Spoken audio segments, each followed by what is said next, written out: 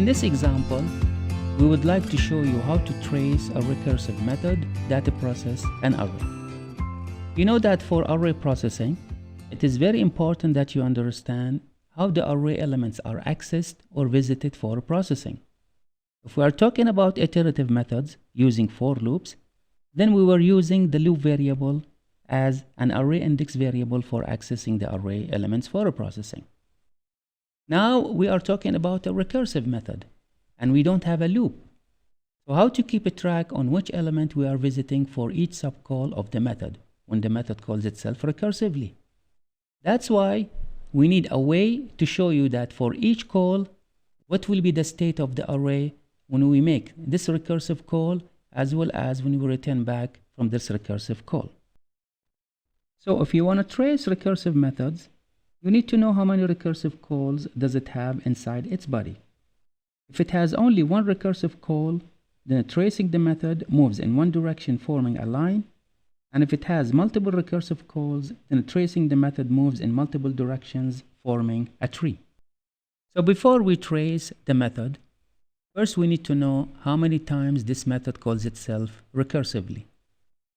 The name of the method is find, and it returns an integer, and it has 3 input parameters. The first parameter is an array of integer. The second is an integer. The third is also an integer variable. By looking at the code inside the method, first we have a print statement. It prints the element of the array at index I, followed by dash, followed by the element of the array at index j. Notice that we have multi-branch statement. That means only one statement will be executed at a time. By looking at the selections, here we have 2 calls recursively. This is one call, and this is another call. But since we are going to execute only one of these statements, so that means this method has only one recursive call. So the tracing will move in one direction, forming a line whenever this method calls itself recursively.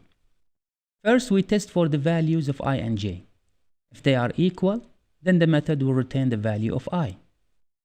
Next, if the first condition is false, it is going to test for the element of the array at index I. If it is even, then we are going to have a recursive call by adding the element at index I with the return value when we supply list as an input, and I as the second parameter, and j-1 as the third parameter. Of course, we have to know the current value of I and j, so that when we make the recursive call, we know exactly what we are given for the method when we call it recursively. If the element at index I is not even, then we are going to the last else, and again we have a recursive call. But the recursive call is adding the array element at index j by the return value when the method is called recursively, when the array is supplied as the first parameter, and the second parameter is the value of I plus 1, and the third parameter is the value of j. So talking theoretically on what are the values that are passed as parameters to the method when it calls itself recursively is difficult. So therefore, we have to draw the method each time we call it recursively and write down inside this method the current state of the method, I mean the current values of its local variables for each call, so that when we return back from each call, we know the current values of the local variables of the method. In this small piece of code, we would like to test our recursive method. First, we are declaring an array of integer that is called list, initialized to the values 5, 10, 6, and 9. And in the second line, we are calling the method by passing the array as the first input parameter, and 0 and 3 are passed as input parameters to the values of I and j respectively. And the return value is saved into x, and in the third line we are printing the message x is equal to this return value. So let us trace the program when we call the method the first time with I equal to 0 and j is equal to 3. When we call the method the first time, we are passing the array and also passing the values of I and j respectively. So the value of I is equal to 0 and the value of j is equal to 3. To keep a track of each call is represented by a box and inside the box we write the state for each local variable of the method and its arguments. So we have only two variables that are the arguments I and j. So we write their values at this call. At this call, the value of I is equal to 0 and the value of j is equal to 3. So let us trace the method until we reach to a statement where we need to call this method recursively. So in the first line, we are printing the element at index I, and the value of I is equal to 0. So we are printing 5 because 5 is at index 0. Followed by dash, followed by the element at index j. And j is equal to 3, and the value at index 3 is equal to 9. So 9 is printed on the output screen. Then we are moving to the next line. We test for I and j. Since I is not equal to j, so we are going to skip this condition.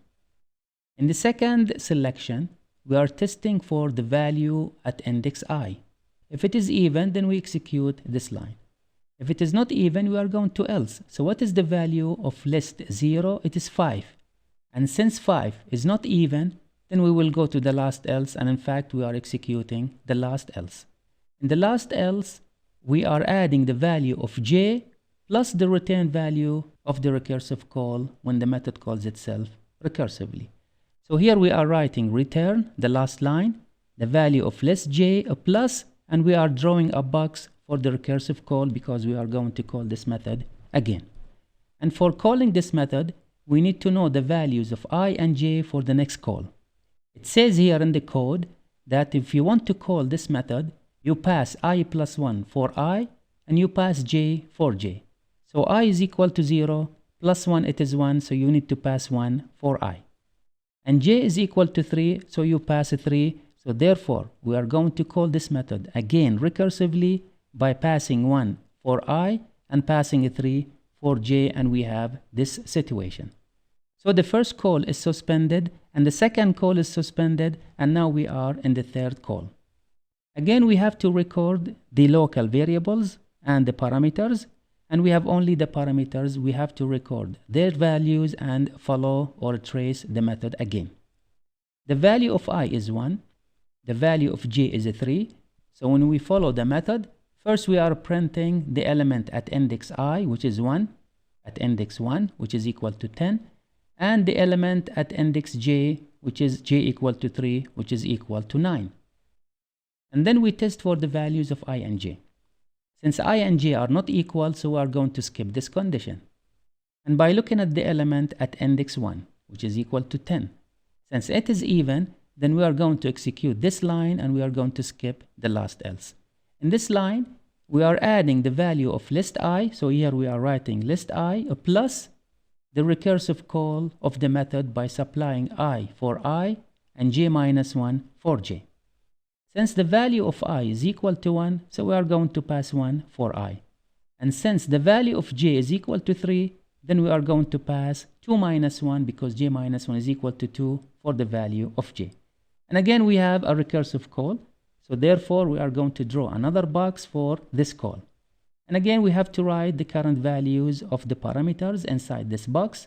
So the value of I is 1 and the value of j is 2. And again, we have to trace the method from the beginning. We are printing the value of list I is 1, so we are printing 10, followed by dash, followed by the value at index j, and j is equal to 2, so that means we are referring to 6, because this is 0, 1, and 2. So we are printing dash, followed by 6. Then we test for I and j. Since I is 1, j is 2, so they are not equal, so we are skipping this condition, and we are going to the next condition. Now the value at index 1 is even, which is equal to 10. So therefore, we are going to execute this line again. And here we are writing list I plus for all of these successive calls in reverse order in the opposite direction. So now, since the method does not call itself recursively, then it's going to return back to the previous call.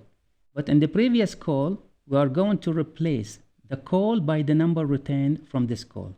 And since 1 is returned, so therefore, when we call the method at this level, we are adding the value of list I plus 1, and 1 is the return value from this call.